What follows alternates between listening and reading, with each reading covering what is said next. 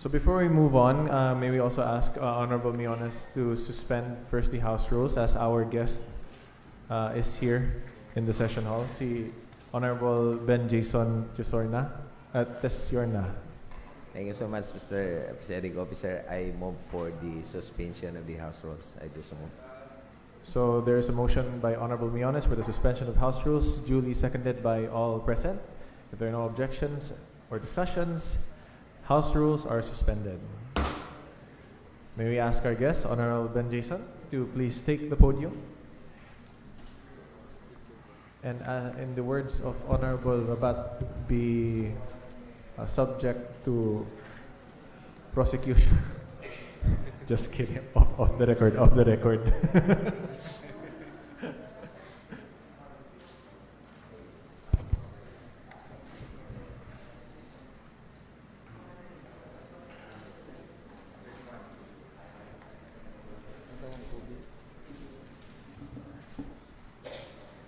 Thank you, Chair, sir.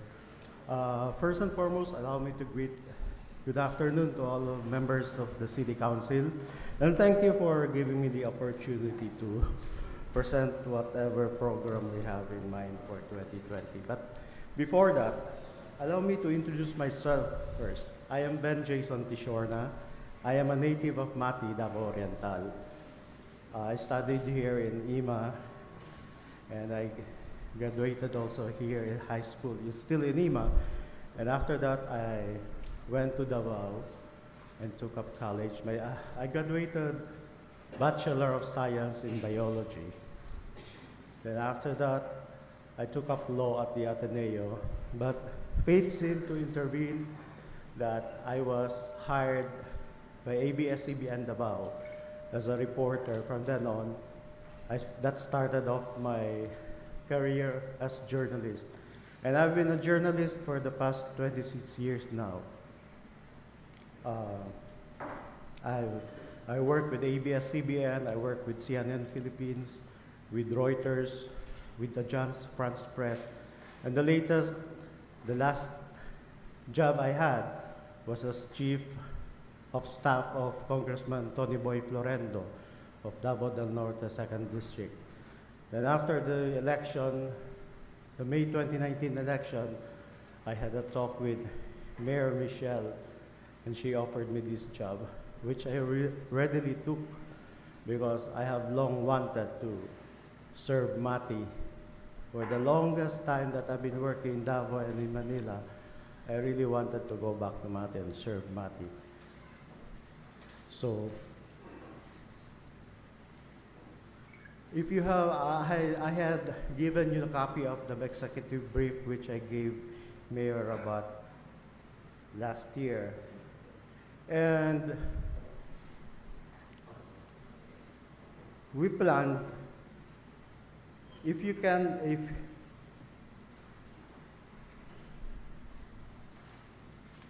for the 2020, we wanted to create a television program that is produced by the City of Mati LGU. And tentatively, it will be called Balitang Mati. First, it will be a 15-minute news program which will contain most of the programs, achievements of the City of Mati LGU and the City Council, of course. So that our motto would be bringing information closer to the people of Mati. So aside from the news program, which of course will be aired on cable TV, budget permitting, of course also on radio, internet, since you all know how convenient internet has become, not just to the young generation, but also to the local government unit, bringing across messages that we want for the people to know. So, aside from that, a while ago I was watching the live stream video of this session, and I noticed several broadcast interruptions. So we wanted to make change on that. We wanted to broadcast actually the right term is webcast live sessions. Not just sessions, but also if there are emergency broadcasts, if there are press conferences, wherever it happens, and when it happens, we wanted to bring it live to the people of Mati.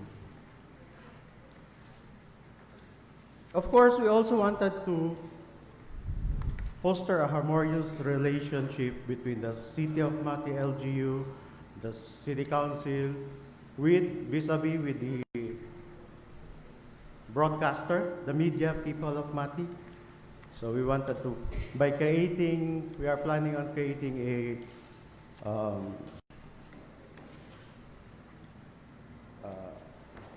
it's a press club, Mati Press Club. Okay. So upon assumption of this position last July, I already created a group chat of broadcasters of Mati, wherein it is the venue of where I send messages, I send stories, advisories to the broadcasters of Mati, so that they could readily get information from us. So aside from that, we also would like to have to make the City of Mati, LGU, and all these programs, projects, and future plans easily accessible through the internet, of course. And lastly, I would like to appeal to the good City Council, City Council members. For you to make the City of Mati Information Department to institutionalize it. That way, when you institutionalize MCID, the Mati City Information Department, whoever sits there or whoever is being appointed to that position will be beholden not just to the appointee, but to the office per se. At the end, to the people of Mati, because that is what we want. We want a reliable and independent information office for the City of Mati. And after 2022, maybe, when I seek another, or when I seek another greener brush or whatever, I hope the Mati City Information Department is already institutionalized, so they could readily deliver the news, the information, whatever, to the people of Mati, regardless of who sits where. That's all, my dear City Councilors. Thank you so much for your time and for questioning right now.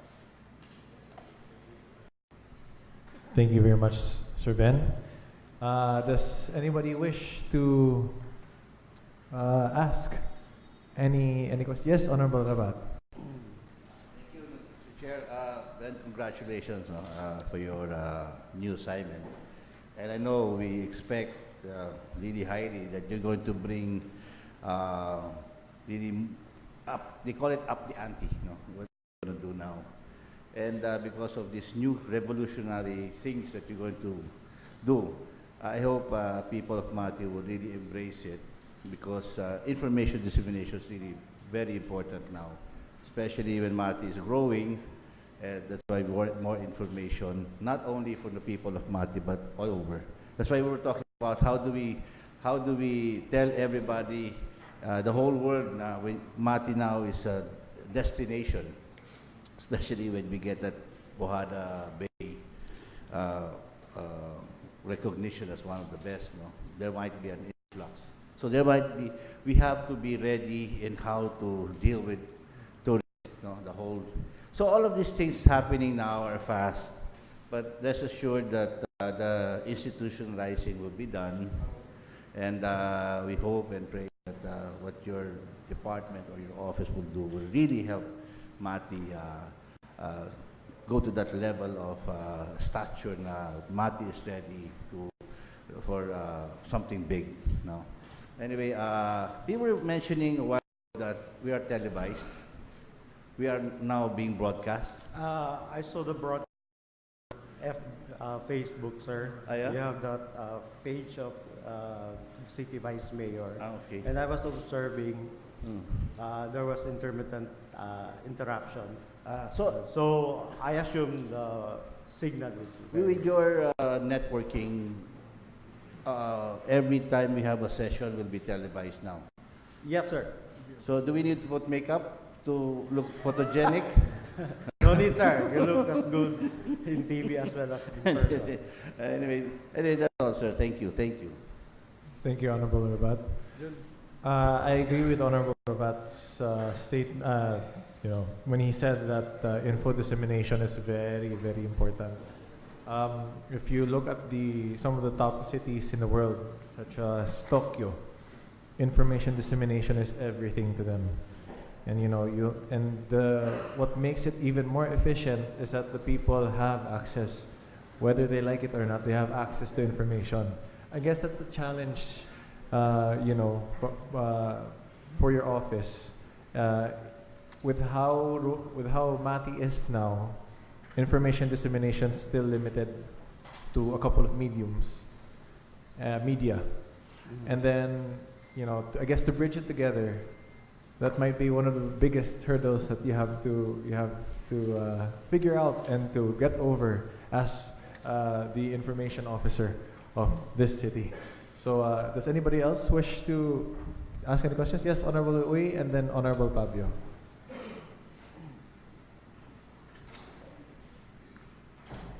Thank you, Mr. Presiding Officer, and good afternoon to one and all. Sir Ben, thank you and congratulations. Another very popular face in the local government unit of Mati, sir. As you have mentioned earlier, you have discussed with our mayor since she called you and offered you a job. I would just like to inquire, particularly to the information office, what was the first proposal you presented to her? And I would believe that proposal would be your first target to be accomplished. Okay. The very first I presented to her was to really improve the website. So from the previous administration, they had this private website. I've been with Malacanang, the new News and Information Bureau of Malacanang, for 6 months before last year. I know that there is a website allocated to each LGU that's for free. So I decided to tap that. So when we requested the DICT for allocation, they readily granted it. So now we have this free website from the government, from the national government. So that's what we are using right now. So we don't need to pay the private website administrators anymore. Okay, so thank you, Sir Ben, because I was thinking that website is for free and the LGU is not utilizing it. Hopefully that would be running in the next couple of days. Thank you, Yes, sir. actually it is running right now, sir. Okay, thank you. The www.gov.ph.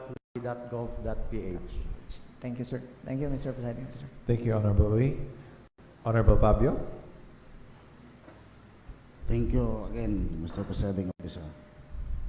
Sir, congratulations. Thank you, sir. You are Ben Jason O. Tisorna. Yes, sir. You are the son of Attorney Tisorna. Yes, sir. Being at the back of the RCPI. I cannot recall. Yeah, maybe, sir. Yes, sir. But you are the son of Attorney Tisorna. Yes, sir. Okay. So you are the Information Officer 1 Yes, sir. of City of Marte. So I'm very nice. You are the officer, information officer. So what is the criteria? What is the personality of the being officer, city officer, information officer, 1 of City of Marte? It is approachable. Yes, sir. Yes, di ba? But because of your experience as a chief staff of the congressman, what congressman? Tony Boy Florendo, sir. So you are inviting, you are talking about the people, you are serving people. So totally, you are approachable. Yes, sir. I can say that. But you said you are taga-Mati. Yes, sir. Like me, taga-Mati me. Did you know my name and also my colleague as a city councilor of City of Mati? Yes, sir. I was actually, I requested a copy from the from the HR department yesterday, as I was not certain of the full names or the list of the city council members. So they gave me a copy of the. They gave me a copy. Sir, you try to approach a city councilor Roger Fabio. Come again, sir? You can try approach City Councilor Roger Fabio or even the City Councilor of my colleague in Housing Union Promotion. Did you try? Have I tried approaching? Yes. You try. Since I assumed officer, frankly speaking, no, sir. But I have been visiting this During session. chamber. I have covered During this. session. Yes, sir. Pero did you mingle it? Come again, sir. Did you mingle it? You are asking what is the good news and the bad news around the city of Mati?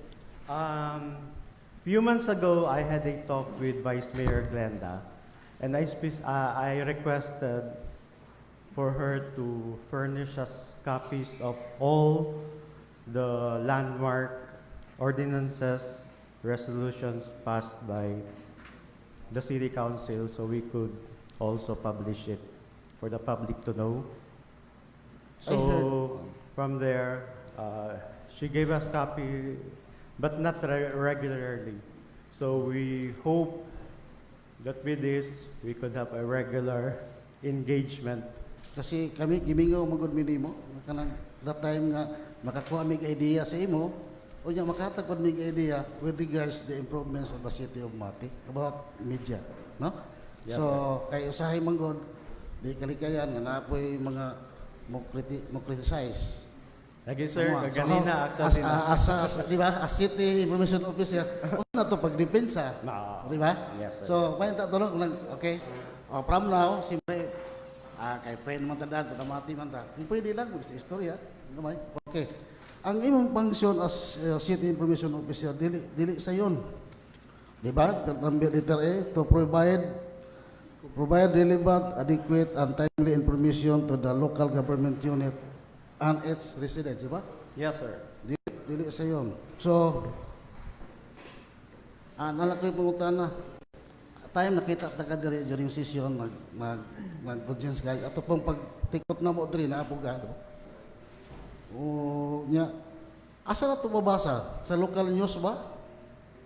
Mga information, besides sa FB? Nabatay, gi-generate nga local news, mabasa sa mga tao? For now, sir, ang ginatap nato, since the most widely used platform is the social media. So for now, yan muna. But we are also branching out, of course, newspapers, if there are any, cable TV, that would be one. Okay. Ang kanang from July, paglingkod na mo, approve ordinances and resolution, pwede ba ma-appeal as imong reports? Yes, sir. Ay, thank you. Mao lang akong ginahulat, sir, na naatay constant na o regular na mahatag mo sa among office na copies of resolutions, whatever ordinances passed.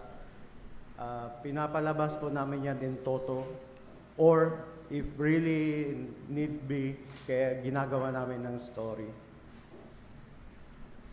Nako diri sa duties of the city information officer, nakabutang letter number 3. Kung sa panahon din nga kami interviewon sa media, pwede na ka nga ikaw magsulat sa mga speeches kung kami interviewon?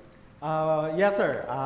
Pwede na, pero given na kumpleto na akong staff, sir. Mao lang po na akong pakumpleto. kay for now, ako ra gid isa, then I have 3 JO. Kaya sa akin magod, imbitaron mi nga, di mi kibaw mo in English magod. Mo na nga, request mi sa imo, kapadrap na speech nga among i-deliver ito. Di ba? O, di ba to? So, Another, uh, siyempre, you are the official, information official, one naman yun. Hope nga, in everything, the colleague, and not only the Sangguniang, the city councilor, but also the, itong grassroots nga, mas mayo, Bisaya siguro gamiton o depende kung Mandaya sila masabtan nila. Mandaya ito ibutang nito nga news para makasabot gid po sila. Kana sir, ginabuhat na sa radio. Kay dito, radio magid moabot dito. Pero kung sa social media manggod, World Wide Web manggod siya sir. So kailangan nato yung universal language for that. Pero if need be, talagang marami naman nagtatanong ko ano ibig sabihin niya. So we readily answer naman their queries. Okay na mag-usahay nga munang ang newspaper minus kay halin kay in English magod. Usahay di kasabot. Bisan ako. That's right. So mo kung Mandaya kung sa nato. Sulat. Anid na kao. Muna namin engagement sa mga radio broadcasters yun sir. Kung English, Englishon, kung Tagalog, Tagalog. Or tulo ka lingwahe ibutang niya newspaper primero in English dayon Bisaya dayon Tagalog, di ba? So thank you kayo Sir Ben. I know nga mo uplift man gyud ang atong media tungod sa imong abilidad being a bright boy. So I hope nga everything, even the grassroots people can approach you anytime and Yes, you can give them you can give and provide good services. Thank you. Thank you sir. Thank you, Honorable Fabio. Honorable Barrera first, and then Honorable Masagnay. Thank you, Mr. Chairman. Mayong hapon, sir. Good afternoon sir. Salamat sa imong pagtubag sa among request because with communication, I think communication number 331, that item should be asking for you, no? And ang gusto ni Konsyal Roger Fabio, amiguhon daw ni mo tanan. Ang imo to imo pasabot, no? Amigo tanan. Amigo man ni sir. Anyway, thank you so much, and just a little bit information or just correctness. No, just considering this morning, nakita man gud nato sa imuhang social media post, no. Now, with regards the allocation of Porok of 10,000, then medyo wala dito yun na-appeal ang mga konsihal nga one way or another kami pod ang source of approving that 10,000. So kung ang ato ang mga media, ang ato ang mga millennial makakita to, more on sa chief executive ang iyahang matawag nato og kanang credit, no? So second is if you release that communication or whatsoever communication, do we have a person or ipakita babadi mo sa chief executive bago na to i-release sa ERI ang maong communication, or wala na, diretso na under your decision? Sa karon sir, diretso na siya sir. Diretso na. Under Yeah. my na yan, Yeah, discretion na yan. So, just a simple, no? Kaya nakita mo ko na mo ganina, pagbasa na ako sa post nimo, medyo nawala ang council. But remember, when it comes to financial istorya tawag financial, that is approved by the council. So I hope nga, again, your relationship between the councilors should be close because this is very important. You know. Media is the heart of the organization because kung wala ang media, wala ang information dissemination. In terms of accomplishment, it's either legislative or executive. Wala good. So again, just sort of advices, no? Next time around, kung pwede, kung lang gandi mo, no? And this is the effort of the legislative, Ano. So kana lang siguro daghang salamat. Just a clarification, sir. Upon receiving a copy of the city ordinance number 386 regarding your concern, I readily edited the story, and it already has this particular ordinance, which was passed by City Council last December 2019. So it's already in the story right now.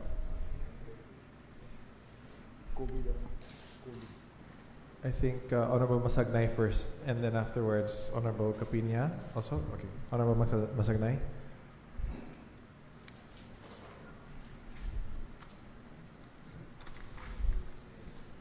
Thank you, Mr. Chairman. Thank you for coming back and serving the people of Manti, because I also know your father, Attorney Serna. Anyway, media or information is an essence of development. Without information, murag maglisod ta. But before the information should be transmitted to the whole world, I think it has to be screened, because information can either make you or unmake you. So it's a caution, it's a word of caution that anything that your office, especially using the international media, you mentioned about worldwide coverage. Doon na yung tinuod nga mo screen yun siguro ang atong chief executive o ang atong secretary, because he's representing, or the vice mayor rather, because he's representing the council. There are records that are important, necessary to deduce the information. So sa akong tanaw, ang atong secretary should be properly consulted, or diha nimo kuha the source of information, because it's the reservoir of information here as far as the council is concerned. So kana lang is a word of caution, no? Because it can really make Mati, I would say, very popular or very unpopular. Duha na abuton sa information eh. So our number one project, I believe, is that tourism is number one. Then together, of course, with agriculture. And it's the main thrust of the city government and that of the province. So kinang cohesive ba? There's synergy. So that's all, Mr. Chairman. Thank you. Thank you, Honorable Masagnay. Sir, that is why we make it a point to really ask copies for the ordinances, because that is where we will be basing our story. Para klarong-klaro, pag buhatan na mag-story, anaagin na siya. So, for now, wala pa kami nakabuhat og story sa City Council because we don't have copies. Kung ganina hatag ni sa amoa, bago dahil na mo itong because we have copy. Just also, at least a little tidbit lang for you, sir, na I think if you ask Sir Juvie, any resolution, ordinance, be it when Mati was a municipal to its cityhood, he has a copy. So, I'm very sure na he is your... Oh yeah, your batchmate pala. Kasi, sorry, small tidbit lang guys.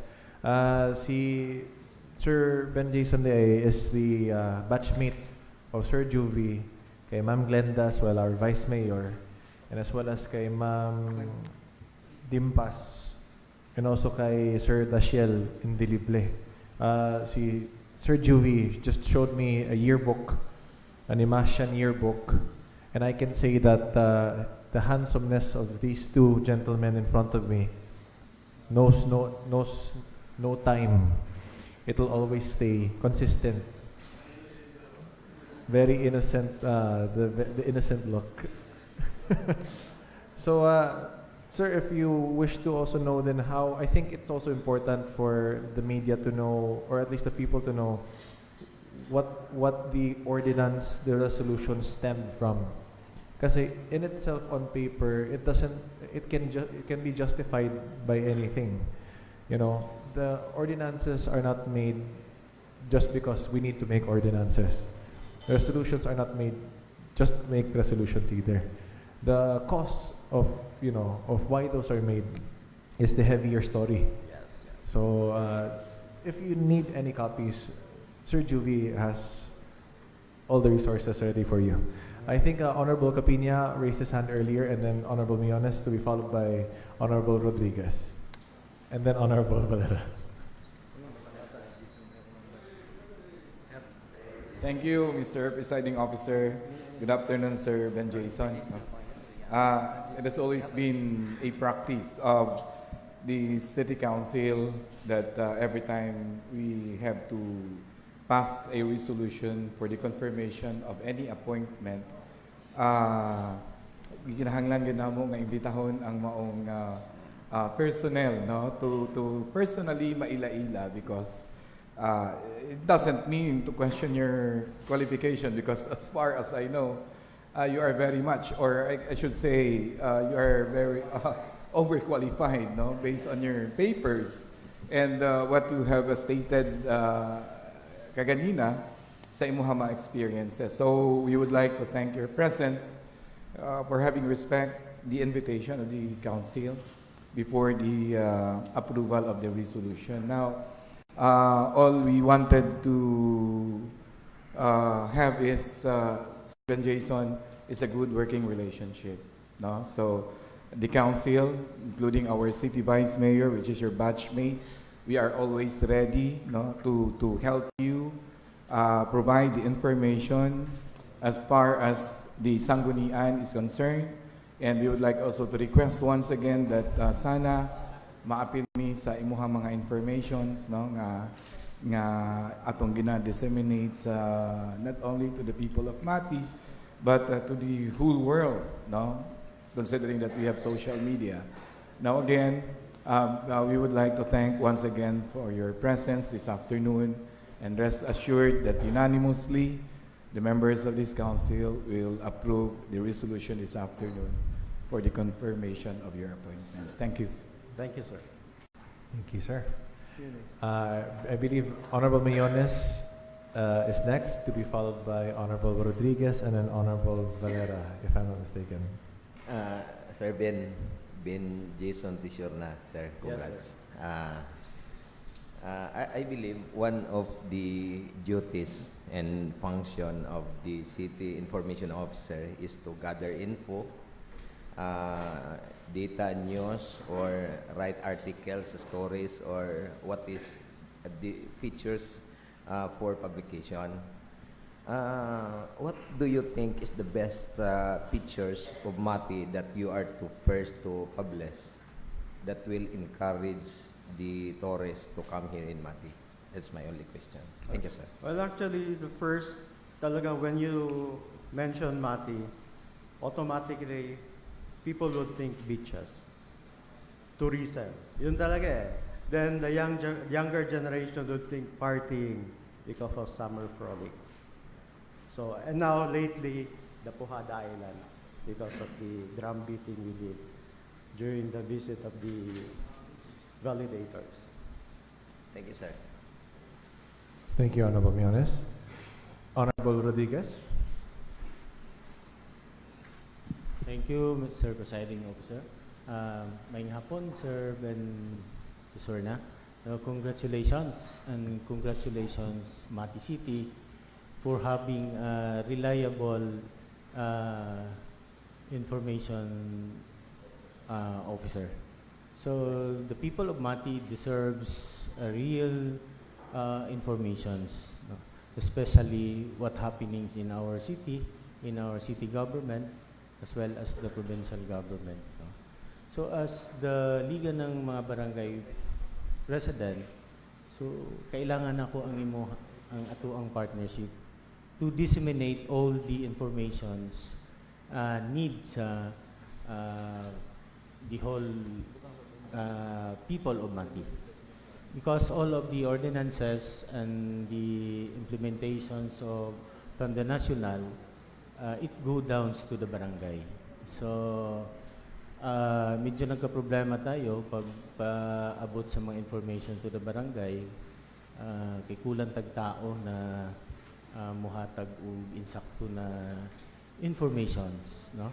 Like for example, our implementations of our solid waste management, ganyan, implementation of our anti-drugs, implementation of our peace and order, whatever implementation, it go downs to the barangay. So, medyo nagka-problema tayo as of now because of, sabi ko nga, na lack of partners na magbigay ng totoong informations, no? Yung informations na hindi na babayaran, no? Yung talagang totoo na information. So I hope na we can be partners, no? Para to disseminate all the programs or the implementations of the laws to the grassroots, no? So once again, congratulations. Thank you, sir. Thank you, Honorable Rodriguez. Honorable Valera. Thank you, Mr. Chairman. Good afternoon, Sir Ben. Thank you for coming and congratulations. For me, I don't want to ask some question because for me you're so overqualified. Based on your personal data sheet, you have there are so many experiences and your skills is in need here in Mati. You're an awardee, being a photographer, video editing, and social media. We need you here in Mati, sir. Then, do you have a plan to organize our local media so that you can use that for additional proper dissemination? Because we all know that we have a different radio station here in Mati. Yes, sir. Actually, we wanted to create the Mati Press Club specifically for that purpose. Wherein we'll just, isang grupo lang for the lahat ng media practitioners ng Mati. So that yung lahat ng information galing sa Mati City LGU, diretso na matatanggap para walang no gray areas, black and white talaga. Kung ano yung sinabi natin, yun yung magti-trickle down sa barangays sa kanilang program. That is to avoid misinformation. Thank you, Sir Ben, because the Matina is promoting tourism by means of your help, being a good photographer, video editing, and special media. You can also help Mati City to promote our tourism. Thank you, Sir Ben, and congratulations. Thank you so much. Thank you, Honorable Valera. Honorable Peña.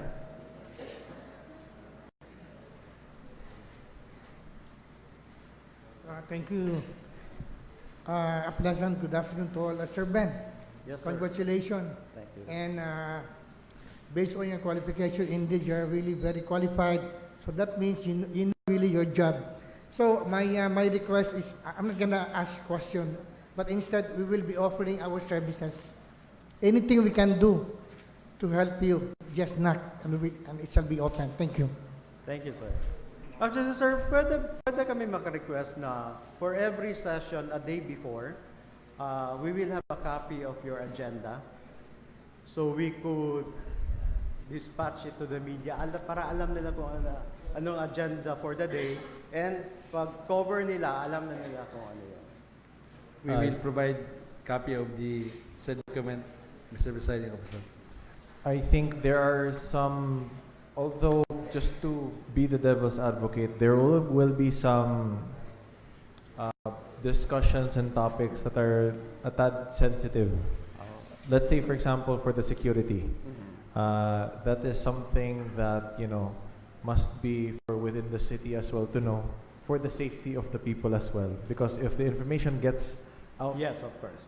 so it may be on a case-to-case basis on what can be published, and then maybe also what can be also within discussed from within. Just to be very safe, Actually, the agenda, sir, is for the media practitioners to know well ahead kung ano yung magiging agenda for that day, so they could decide if they wanted to cover the city council or not. Okay. I do have one question, Sir Ben. I was looking at the duties and responsibilities of the City Information Officer, and I'm trying to think about number 6, which is to help maintain and uphold a certain image and identity for government officials or organizations. Now, depending on who's in the position, it is a double-sided sword blade. So, with you in the position, I have no doubt that you will bring out the best in everyone here in the city government of Mati. However, this is something that also puts, I'll frankly say it's something that is very tempting to the eyes of somebody who wishes to make use of this one for not so good reasons. How do you plan on keeping this, at least, as beneficial to not only the government but to the people as well, and as neutral as possible? How do you plan to keep that at Well, play? actually, sir, the image that we are referring to here is the image of a public servant, one who puts the welfare of the people beforehand, before his or her interest. So that is the image we wanted to project. So that is the image you wanted to project to the people, right? Okay. Thank you, Sir Ben. Sorry, it was a weird, hook. But it is something that a lot of people will definitely bring up whenever they see that, because it is something that the government is usually attributed to not so good deeds, when in fact there are some local government units like ours that really strive for the welfare of Mati. So does anybody else wish to ask anything for Sir Ben before we... All right. So with that, thank you again, Mr. Ben, very much as well. And as what all of my colleagues also mentioned, the City Council is here to help you as well. And of course, your batchmate, your very handsome batchmate Din, si Sir Juvie, is also there ready as well to assist you with any material that you need for your reference and for your information as well. So with that, I'd like to thank you again, sir. And this chair calls for a 5-minute recess.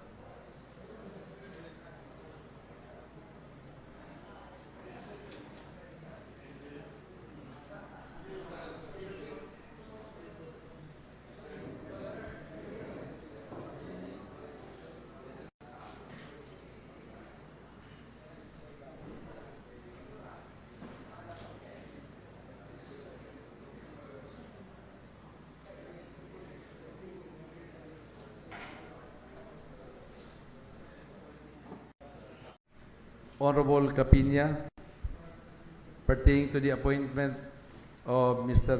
Ben Jason Dishorna. Honorable Capina. Thank you once again, Mr. Presiding Officer. Now, together with the whole composition of the Committee on Good Government, Public Ethics and Accountabilities, being the chairman, I now move for this Ordinance Number 389 Series of 2020, an ordinance confirming the appointment of Mr. Ben Jason O. Tishorna as City Government Department Head 1 City Information Officer, this city. I believe every member has a copy of the draft ordinance. I now move for its approval. I do so move, Mr. Chair. There is a motion by Honorable Capina for the approval of draft ordinance number 389, duly seconded by all present. If there are no discussions or any objections, hearing none, The motion is approved. Draft ordinance number 3989 is approved by this council.